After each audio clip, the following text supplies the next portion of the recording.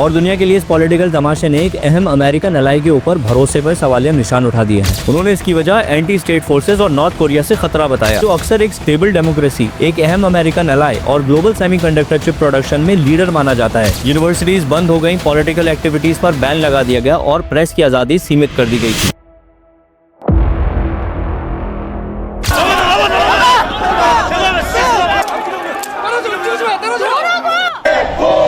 तो इस हफ्ते करीब 6 घंटे के लिए साउथ कोरिया मार्शल लॉ से कंट्रोल था, जो दुनिया के लिए चौंकाने वाला लम्हा है। एक ऐसे देश के लिए जो अक्सर एक स्टेबल डेमोक्रेसी, एक अहम अमेरिकन अलाई और ग्लोबल सेमीकंडक्टर चिप प्रोडक्शन में लीडर माना जाता है, जिसकी वजह से ये इंसिडेंट भी हैरान करने वाला है। लेकिन साउथ कोरिया के लोगों के लिए ये और ज्यादा शॉकिंग था, क्योंकि ये उनके देश की पॉलिटिकल हिस्ट्री का उतार चढ़ाव की याद दिलाता है। मिलिट्री कूप्स, करप्शन केसेस और लीडर्स को हटाया जाना। बेसिकली 3 दिसंबर को साउथ कोरिया के प्रेसिडेंट यून सुक योल ने मार्शल लॉ डिक्लेयर किया, जो एक बड़ा कदम था। उन्होंने इसकी वजह एंटी स्टेट फोर्सेस और नॉर्थ कोरिया से खतरा बताया। वैसे मार्शल लॉ होता क्या है, चलिए जानते हैं। दरअसल ये गवर्नमेंट को बहुत सारी पावर्स देता है, जैसे कि प्रेस की आजादी पर पाबंदी लगाना, असेंबली को सीमित करना और सिविल कोर्ट्स को नकार देना। ये सिर्फ जंग, आर्म कॉन्फ्लिक्ट्स या नेशनल इमरजेंसीज के वक्त ही यूज होता है। साउथ कोरिया में आखिरी बार मार्शल लॉ 1979 में डिक्लेयर हुआ था, जब लंबे वक्त तक चलते रहे मिलिट्री डिक्टेटर पाक चुंग ही का कत्ल हुआ। आर्मी मेजर चुंदू वान ने बागी मिलिट्री कूप हटाकर पूरा कंट्रोल ले लिया और मार्शल लॉ फैला दिया, जिसमें बागियों को अरेस्ट, टॉर्चर और मार दिया गया। यूनिवर्सिटीज बंद हो गई, पॉलिटिकल एक्टिविटीज पर बैन लगा दिया गया और प्रेस की आजादी सीमित कर दी गई थी। 1987 में साउथ कोरिया के पार्लियामेंट्री डेमोक्रेसी बनने के बाद कभी मार्शल लॉ लागू ही नहीं हुआ। अंदरूनी लोग यून के इस कदम पे हैरान है और पब्लिक ने गुस्से में पार्लियामेंट तक मार्च किया अपना प्रोटेस्ट दिखाने के लिए। ऑपोजिशन के सांसद और यून के अपनी पार्टी के मेंबर्स ने भी इसके खिलाफ वोट दिया। जब नेशनल असेंबली के मेंबर्स ने कॉन्स्टिट्यूशनल प्रोसीजर्स के मुताबिक एकजुट होकर इसके खिलाफ वोट दिया, तो यून ने मार्शल लॉ के ऑर्डर को फौरन पीछे खींच लिया। क्रिटिक्स का कहना है कि यून का ये कदम पावर को मजबूत करने और नात इत्तेफाकी को मिटाने की कोशिश थी, जो साउथ कोरिया के पास में हुए सेम इवेंट से कंपेयर किया जा रहा है।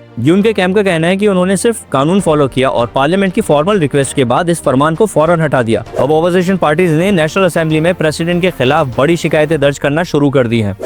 대한민국 국민이 압도적으로 원하는 그 사항이 민주공화국, 국민이 주권자인 나라에서 과연 언제까지나 끝까지 실패할 것이냐, 그러지 않을 겁니다। पॉलिटिकली जो भी हो, साउथ कोरियंस को लगता है कि ये उनकी डेमोक्रेसी की इमेज को नुकसान पहुंचाता है और दुनिया के लिए इस पॉलिटिकल तमाशे ने एक अहम अमेरिकन अलाई के ऊपर भरोसे पर सवालिया निशान उठा दिए हैं।